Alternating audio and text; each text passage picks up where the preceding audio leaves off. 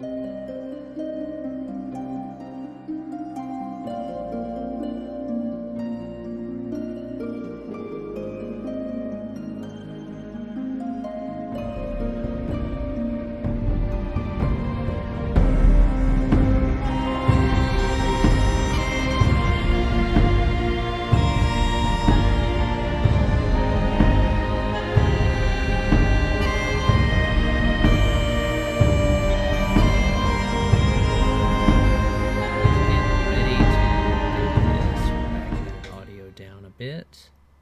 that people can still hear, but not be too overwhelmed by it.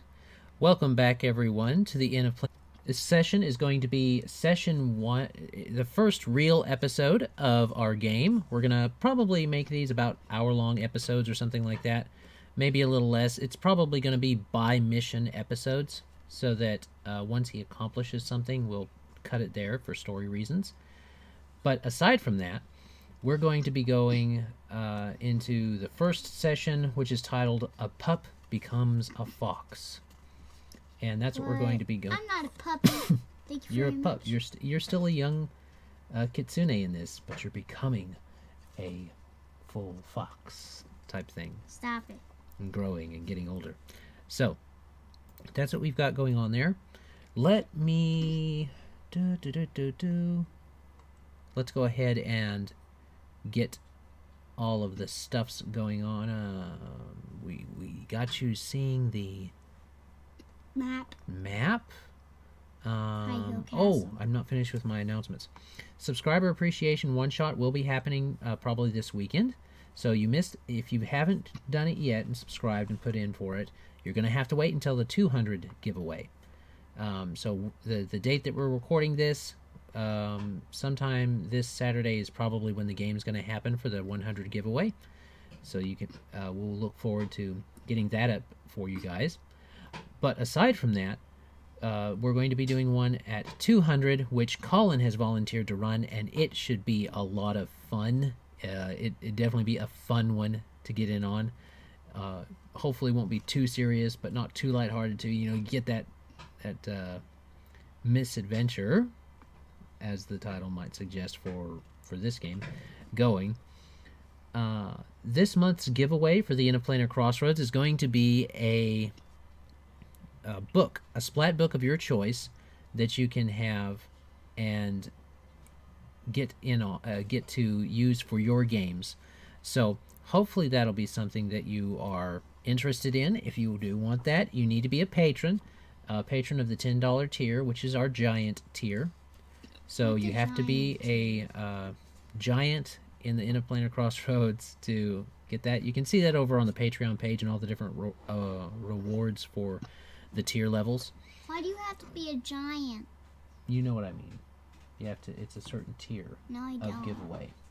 It's a certain tier. You don't know nothing about patrons, so you don't have to worry about it. But that's going to be given away on that. New series is going to be this series. This series is going to hopefully continue as long as we want to play. My daughter might get in on it too if she ever decides that she wants to play for sure. She said, "Oh, I want to play today, but I don't think I'll play next time." And I'm like, "Well, no, just decide that you're going to want to play, and when you're ready to play, you can play." But that's that.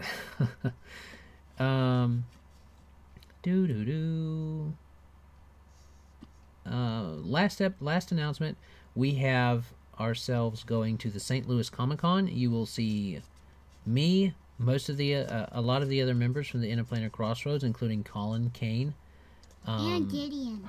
No, Greg's not going to be there. Greg's not going to be at Comic-Con in St. Louis. Why? Because he lives in Canada. Canada? Yes, he lives in Canada, and so does Kane. Kane's able to make it down, but Mal and Greg aren't. But that's fine. It happens. We're going to get Kane, and he's going to be great.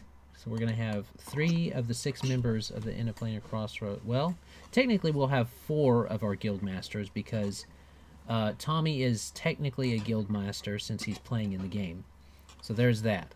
And I'm a new one, so I'll be there too. I don't know if we're going to call you a guild master just yet. I'm going to be there, okay? Yes, you will be at the St. Louis Comic-Con.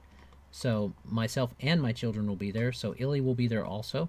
If she jumps in, you'll know who to expect. But if not, that little girl that's following me around will be Illy. Anyway, let's go ahead and get in the game. So the game is going to start up, and A little bit.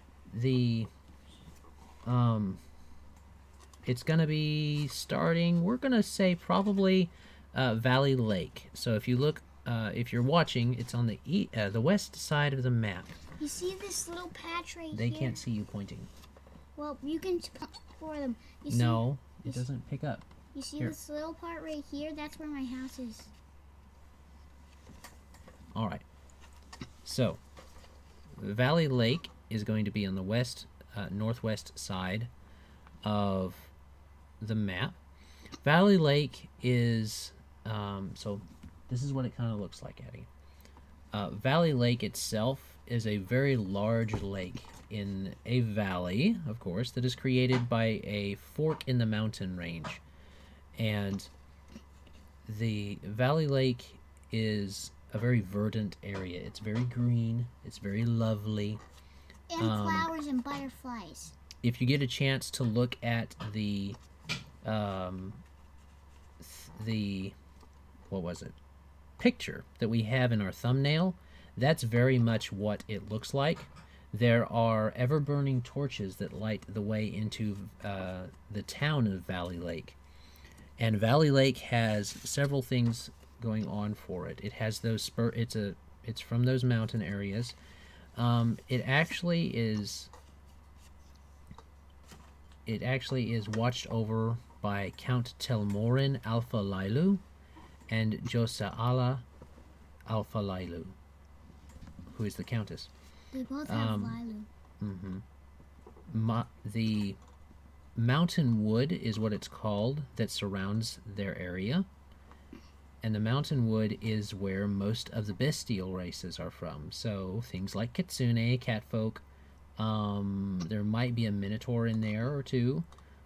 Centaurs usually like to hang out there or near Crosstown, in the plains there by Crosstown. And very much a lovely area, very beautiful area. And we find our young Kitsune named Moon. He is venturing out, and while we're using the ninja class, it's very flavored. We're going to flavor it a bit for a very foresty type of thing going on, since he is a Kitsune. So with him, we come in, and he is basically, this is part of the proving that he's going through. He's excelled at his classes as a ninja, or there's not a proper term for it. They're he's called a kind of a forest guardian type thing, and they've worked really well with protecting the mountain wood, and they've done a lot for that. And you don't have to be a Kitsune to be one, but there are a lot of Kitsune that function as forest guardians, and they work very closely with the Lailus and the Alpha Lailus and their protection of this area, and they very much function with them in the courts. Our young ninja Moon is going to be venturing forward on his proving, his coming of age, as it were, as a forest guardian ninja type person. So, where does he want to go? You do know that most people venture, when they go out to do their proving, they'll either go to, at least from the mountain wood, they usually go to either Valley Lake or they go to Crosstown. Crosstown is very much an easy place to find adventure. Valley Lake, not as much. Valley Lake is a very peaceful area. So you're not necessarily going to find something there. So Crosstown is probably your best bet, if not going all the way to the Iron Stronghold or High Castle. I mean, High Hill. I'll go to Crosstown, then to Lord's Farm. So go to Crosstown. Then to Lord's Farm. Well, you don't have to go to Lord's Farm to find food. You can buy food in town. But I can easily just get it out of the garden. That's the king's. That's the count's garden, not the count. The duke's garden. I don't care. Mm-hmm. Well, you can't get there right away anyway. You got to go through Crosstown first. Fine, I'll go to Crosstown. Okay then. So what we're going to do is something called a random encounter, and see if you end up bumping into anybody on the way. Okay, this time we will be using the purple dice. Yes, we will be using. Not that it matters to anybody else, but we will be using purple dice. Purplish dice with a little bit of white and a little bit of black in there too, and some gold in there too. There's some purple Chessex dice. I don't know what color scheme it's called. Something magic or something like that, or mage or something. I don't know, but that's what we'll be using. If you're wondering, you are really 18. 8. Yes, 8 plus 10 is 18. So you get an 18. That's fair. Let's see if anybody sees you. You don't think anybody saw you, so you're sitting in there. So this is what you see as you hop in the back of the wagon. Within the wagon, as it jostles back and forth, nice rhythmically, you hop in and you see some crates, and then you see like a little bed off to the side, a bedroll off to the side that's still laid out. On it, there's seems to be a little halfling person, and by little I mean she's little girl halfling. And I get to talk to her. Well, she's asleep right now. She's asleep in the she's getting jostled and rocked back and forth. Like a baby, because babies like to rock back and forth. Well, she's not young enough to be a baby. How old is she? You don't know. She's small, and halflings aren't very big to start with, so it's hard to gauge for someone who's not a halfling just how old a halfling child is. But so you see the halfling child there. She's sleeping. She seems to be holding a little stuffed animal. What type? It seems to be a little... Foxy? It just seems to be a little person. It doesn't have a specific face or anything. It's just like a little person that's cut out and made into a doll. You mean a real person cut out and made into a doll? No, you know what I mean. It's in the shape of a person. There is a driver. It's a driver. It's her dad. Well, you don't know. So you got a driver sitting up on the front of the wagon, and has the reins in his hand, and he's just kind of guiding him along. And he goes yee, and he goes haw.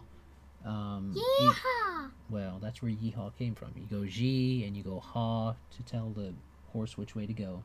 Yeehaw! But in this case, it is not a horse. You see that it is probably a little ass or something like that. A little donkey or something like that.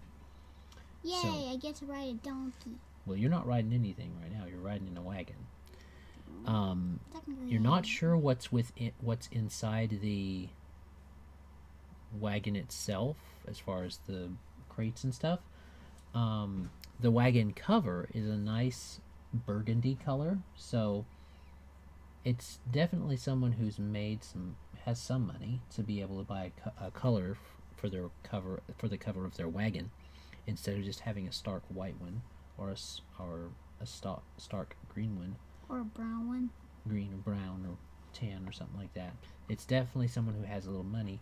In fact, looking about, you can make me a perception check to see if there's anything more specific that you get.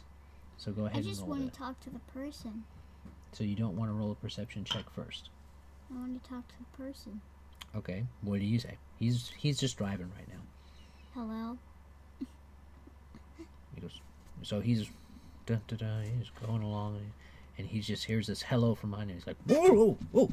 And you see this person turn around. He's got a big red nose and a big fluffy beard. He's definitely a halfling, but he's got a big fluffy wiry beard. Sticks out all over the place. Is he trying to be Santa? No. Even though Santa doesn't exist? No, he's not trying to be Santa. He's got a big fluffy brown beard. It's all wiry.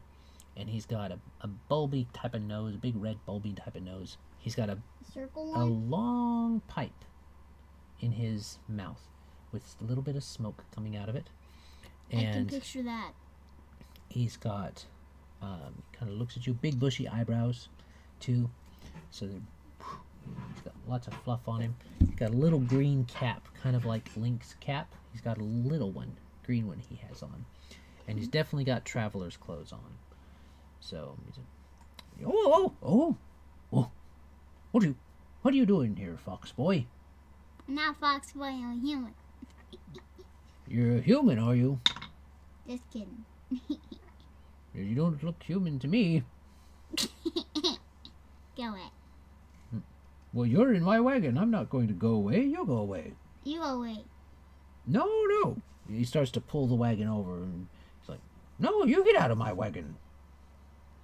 You get out, or I'll push you out. I don't think so. I'll push you out. You're going to try and push him out? Well, he's not getting out. No, he's not getting out of his wagon. Are you going to try and push him out of his wagon? Or no? Or are you going to... Just going to smile at him. I think it's funny. Now listen, little fox boy, you get out of my wagon. All right. Rolls up his sleeves. Fine. And he tries to push you out of the wagon.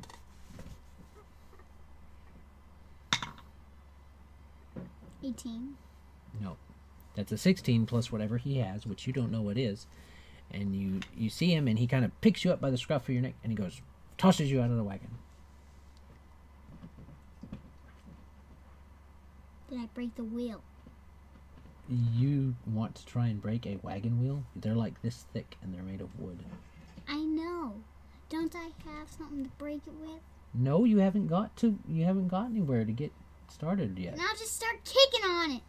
Okay, roll then.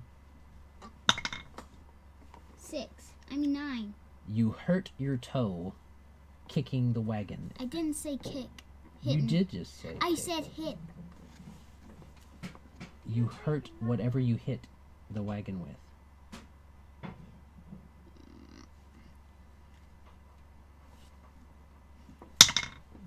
You keep hitting the wagon?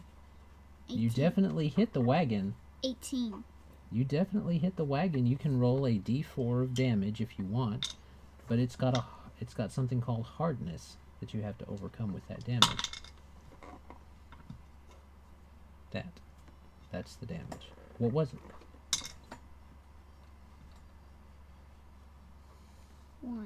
1. So with your kick, you literally do no damage to the wagon, and the halfling man just was like, and don't get in my wagon anymore, boy. And he goes back up and starts the donkey up again. Did I punch him in the face? You try to, well, you'd have to get back up in the wagon to do that. Then I sneak up. Then I sneak up in the. Then I hold on. You sneak into the wagon? I sneak and hold on to the wagon. So you want to try and hold on to the wagon from the outside as it's going? From the back. You can roll if you want to. Which one? This? You would roll a d20, yes. 10. 10, and you need to add your climb check. So you rolled just a 10? And you have a negative on your climb check, so that means it's -1. So 10 minus 1 is? 9. So 9. If 9 is the result, that means that you can hold on a little bit, but you know you can't do it for very long as it starts moving and jostling around. He hadn't started up real fast yet. Then I get in the wagon, trying to pull myself up. I only have 9 strength. No, you have 8 strength. You can acrobatics up in there if you want to. Sneak. You want to sneak in there? Mm-hmm. Okay, that's a different roll then. Roll again. 10. 10, and then you get a plus 10 to your stealth. So 10, that means 20. That means 20. So you definitely get in there nice and quiet. You're definitely in there nice and quiet. And he doesn't notice that you got back in. And the little girl kind of goes, and she kind of just moves around. Doesn't wake up yet or anything. So are you gonna stay quiet in the wagon, or what are you gonna do? Know what I'm gonna do? No, I don't know what you're going to do. You're going to tell me what you're going to do. Can you guess what I'm gonna do? No, because you're going to tell me what you're going to do. I'm gonna bend off the wheel. Although I have to make him stop and get. You have to be outside the wagon to get the wheel off, and it has to be stopped for you to get the wheel off. Yeah, then I'll make him throw me out and get the wheel by saying hello to him. So you say hello again? Yes. And he goes, "Whoa! Boy, I told you to get out of my wagon." And he gets down again, starts and throws you back out. Yep, throws you back out. And he says, "Now if you get in here again, I'm going to give you a right whooping." And he goes in there and... Then I take the wheel off before he gets in. You can give me a disable device check. That's going to be kind of hard. Well, no, it'd be a knowledge engineering check. You do not have knowledge engineering, so just make me an intelligence check. 3. 3 plus your intelligence, so 3 plus your bonus, which is 2. 3 plus 2 is... 5. 3 plus 2 is 5. You do not get the wheel off before he starts to go, and it kind of pinches your finger. Take 1 point of non-lethal damage.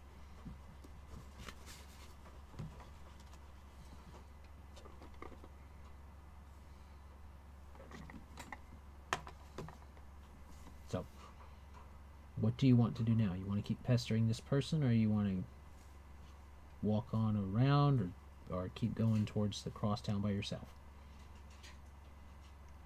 How about I just loosen up the thing on his donkey by getting on the handle on there that he's not looking at the handle, is he? Because he's having to hold the reins. He's having to hold the handle. So the donkey's livestock pull a wagon. So he's looking at where the donkey is right now. He's holding the reins that lead to the donkey. So it would be very difficult to get into his field of view without him noticing. I have an idea. Okay. We make him get out, and then I get on the donkey and ride it off. Okay, how would you do that? By sneaking back in the wagon and getting on his head and pushing him out of the wagon and taking his donkey. So you want to get in there and push him out of the wagon. And get my donkey. And get the donkey. And get the donkey. So, first thing you need to do is get back in. So are you going to jump in or stealth in? Stealth in. Roll your thing. 7 plus 10. 7 plus 10 is going to be... 17.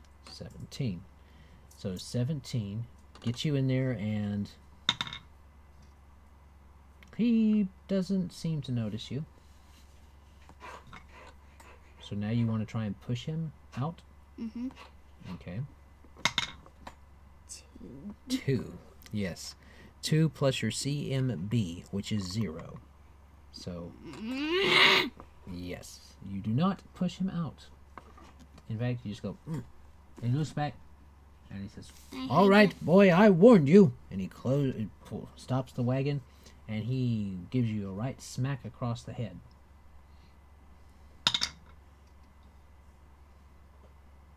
So this is your armor class. 17. And he rolls an 11 plus whatever he has. So he kind of swings at you. It does, you feel it. It does. Oh, well, wait, no, because he's not trying to kill you. He's just trying to knock you around a bit. So he doesn't hit you. He swings at you, but he doesn't hit you. So you can dunk. Yes, you dunk out of the way, and it just kind of, you feel it pass over one of your fox ears on your head. Now it's your turn. I kick him. Okay. 17. 17. You definitely hit him. So you kick him. Roll your damage with. You roll a d4. 3. 3. 3 damage, plus your strength, which is a -1. So 3 minus 1. 2. 2 damage. So you do 2 damage, and he kind of goes oof, and you hear a little and you hear the little halfling girl starting to wake up. I jump out of the wagon. Okay. And under the wagon. You jump out of the wagon. And then I get under the wagon. Well, it's his turn first. He's going to swing at you again. I dunk. He gets out his little... He moves closer towards you and gets out his little club.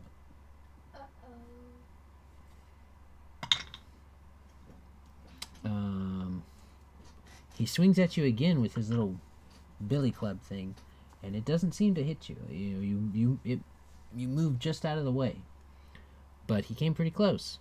So you are able to take your turn now. So what are you going to do? I jump under the wagon and grab onto the bottom. Okay, you can jump out of the wagon this turn.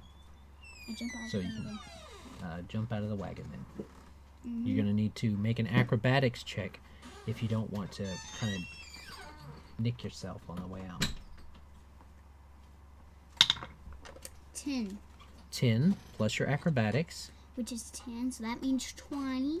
All right. Which so means I definitely make it. You definitely make it. You kind of dunk down, and when you do, you kind of use the momentum to spring backwards and backflip out of the wagon. Like, so, spring backwards and spew. You're out of the wagon. Do you want to move under the wagon now, or do you want to... what do you want to do? You want to move out of the wagon, disappear, go around the side? I want to move under the wagon, get on the wagon, and push him out. Okay, well, you can't get under the wagon and on top of the wagon at the same time. Well, I move, I go as fast as I can to that part right there. Jump up. There is no part right there. You have to tell me what side. Right side, left side? The side I'm on. You're on the back. You jumped out the back. So you backflipped out of the back because it was open. So you're standing at the back of the wagon. So I go around to the top to the front as fast as I can and push him out. Okay. You can go around to the front, but that's going to take your turn because it took you that time to get out, and then you got to run back around. So, and then jump back up there if you want. I'll let you jump back up there behind him if you want. That's what I'm trying to do. Okay. So make another acrobatics check. 15. 15 plus 10 is 25. 25. So you get 25, and you are deftly, you bounce out, you run around, and you hop forward, and you land on one foot and just kind of stop there for a second, and you come down on both feet. So now you can push him next time if you want to. This is the little girl's turn. She wakes up and she goes, Papa, what's going on? I knew it was Daddy. I knew it was a daddy. She says, Papa, what's going on? And she kind of rubs her eyes, and she sees you, and she goes, what's going on?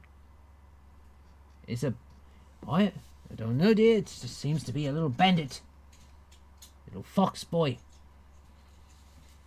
I'm a human. Thank you very much. She doesn't seem to believe you either. Hey! It's his turn.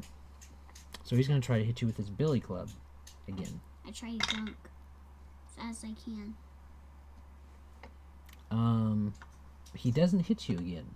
Doesn't seem to be able to hit you this time. So it's your turn.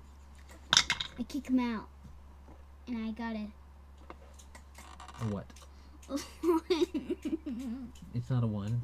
Looked like a 7 to me. What is it? 1. Oh, it is a 1.